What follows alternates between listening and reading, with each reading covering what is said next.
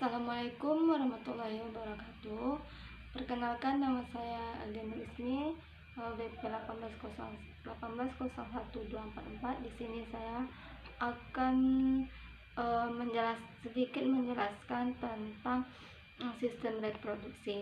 Jadi di sini saya akan menjelaskan satu persatu apa itu sistem reproduksi.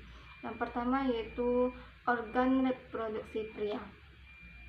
Organ reproduksi pria itu ada yang organ luar, organ dalam, dan organ tambahannya. Jadi kita masuk tentang organ luar pria. Yang pertama itu penis.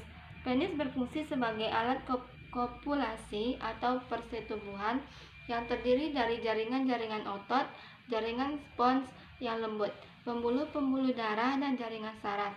Urin keluar dari tubuh pria melalui lubang kecil yang terletak di ujung kepala penis.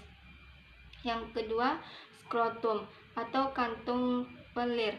Itu skrotum merupakan kantung yang di dalamnya berisi testis. Skrotum berjumlah sepasang, yaitu skrotum kanan dan skrotum kiri. Kemudian organ dalam pria. Yang pertama, testis merupakan alat untuk memproduksi sperma. Yang kedua, epididymis. Epididymis merupakan saluran panjang yang berkelok yang keluar dari testis, berfungsi untuk menyimpan sperma sementara dan mematangkan sperma. Yang ketiga itu vas deferens, merupakan saluran yang menghubungkan testis dan kantung sperma. Vas deferens berjumlah sepasang. Yang keempat yaitu kantung sperma. Kantung sperma berjumlah sepasang dan berfungsi untuk menampung sperma sebelum dikeluarkan. Yang selanjutnya yaitu uretra. Uretra merupakan saluran untuk mengeluarkan sperma dan urin. Selanjutnya itu organ tambahannya. Yang pertama, vesika seminalis merupakan kantung semen atau mani yang dindingnya menghasilkan cairan lendir yang mengandung fruktosa, asam askorbat, dan asam amino sebagai makanan dan pelindung sperma sebelum membuahi ovum. Yang kedua, semen atau mani adalah cairan yang terdiri dari sperma dan cairan yang dihasilkan oleh beberapa kelenjar. Yang ketiga itu kelenjar prostat, menghasilkan cairan basah berwarna putih susu. Cairan ini berfungsi untuk menetralkan sifat asam pada saluran fase eferen dan cairan pada vagina, sehingga sperma dapat bergerak dengan aktif. Yang keempat itu kelenjar Cowpery atau bulbouretralis. Kelenjar ini kecil, berjumlah sepasang, dan terletak di sepanjang uretra. Cairan kelenjar ini kental dan disekresikan sebelum penis mengeluarkan sperma dan semen. Selanjutnya itu kita akan bahas tentang organ reproduksi wanita. Ada dua, yaitu organ luar dan organ dalamnya. Baiklah, kita akan memasuki organ luar dari wanita itu. Yang pertama, labia mayor, bibir luar vagina yang tebal berlapiskan lemak. Yang kedua itu mons veneris, pertemuan antara kedua bibir vagina dengan bagian atas yang membukit. Yang ketiga itu labia minor atau bibir kecil, yaitu sepasang lipatan kulit yang halus dan tipis, tidak dilapisi lemak. Yang keempat itu klitoris, tonjolan kecil disebut juga keletid. Yang kelima itu orificium uretra atau muara saluran kencing tepat di bawah klitoris. Yang keenam itu himen atau selaput darah, berada di bawah saluran kencing yang mengelilingi lubang vagina. Selanjutnya itu organ dalam wanita. Yang pertama yaitu ovarium atau indung telur. Ovarium berjumlah sepasang dan berfungsi menghasilkan sel telur atau ovum. Ovarium ini diselubungi oleh kapsul pelindung dan mengandung beberapa folikel. Setiap folikel mengandung satu sel telur. Yang kedua, opiduk atau tuba falopi. Opiduk berjumlah sepasang dan berfungsi menggerakkan ovum ke arah rahim dengan gerakan peristaltik. Pembuahan sel telur oleh sperma terjadi pada opiduk. Selanjutnya, ovum telah dibuai bergerak ke rahim atau uterus. Yang ketiga itu uterus atau rahim, merupakan tempat pertumbuhan dan perkembangan embrio hingga dilahirkan. Yang keempat itu vagina. Vagina ialah sebuah tabung berlapiskan otot yang membujur ke arah belakang dan atas. Dinding vagina lebih tipis daripada rahim dan banyak memiliki lipatan. Selanjutnya kita akan masuk itu tentang spermatogenesis dan oogenesis. Kita akan bahas tentang spermatogenesis. Terjadi di dalam testis, bersifat diploid dan selalu membelah diri secara mitosis sehingga berjumlah banyak.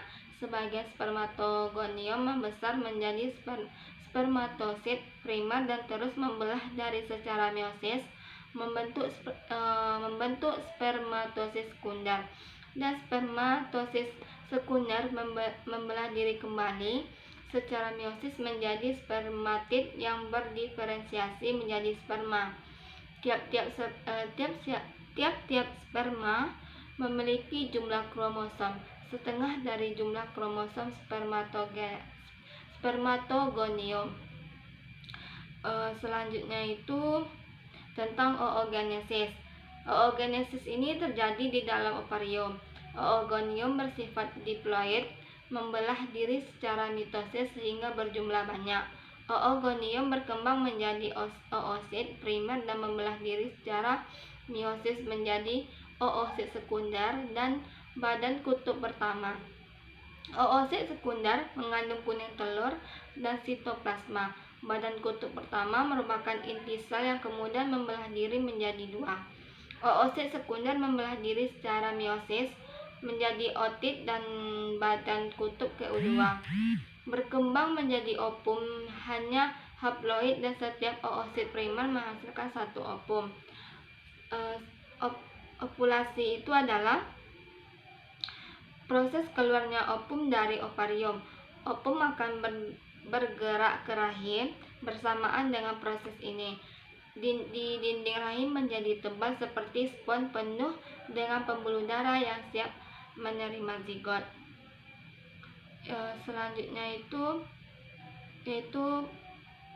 kita akan masuk tentang menstruasi.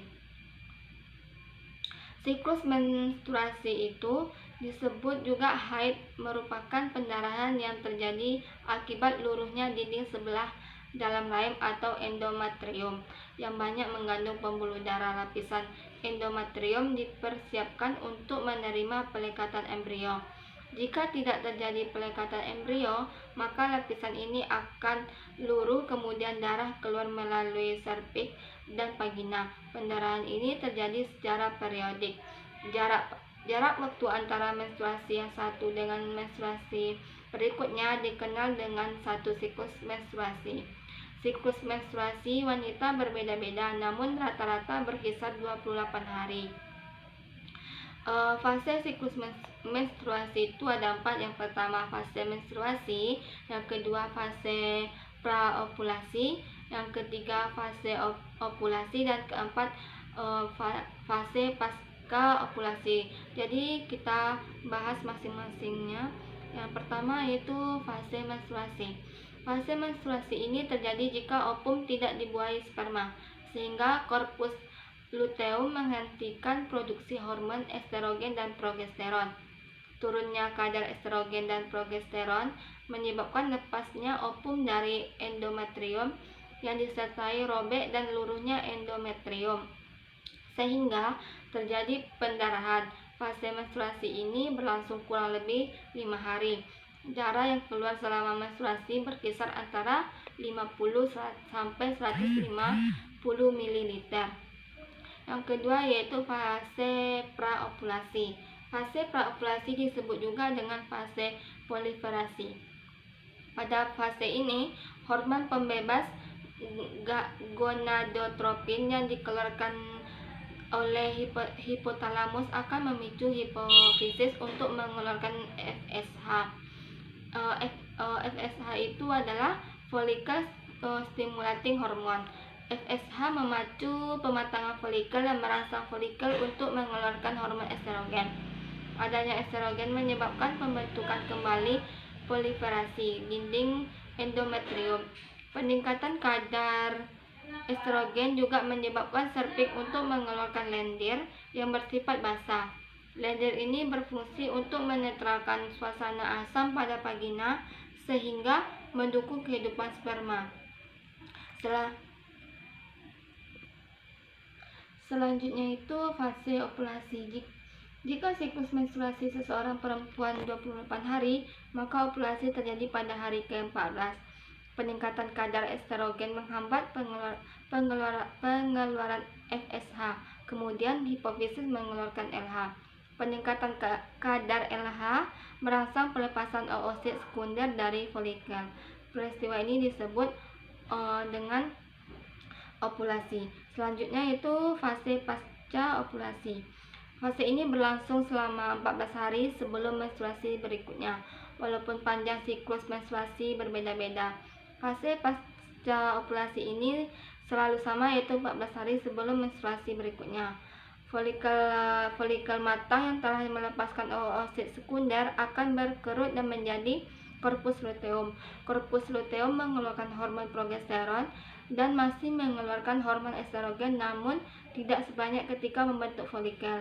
Jika tidak terjadi pembuahan, corpus luteum akan berubah menjadi corpus albican yang hanya sedikit mengeluarkan hormon, sehingga kadar progesteron dan estrogen menjadi rendah. Keadaan ini menyebabkan terjadinya menstruasi, demikian seterusnya. Itulah penjelasan tentang sistem reproduksi.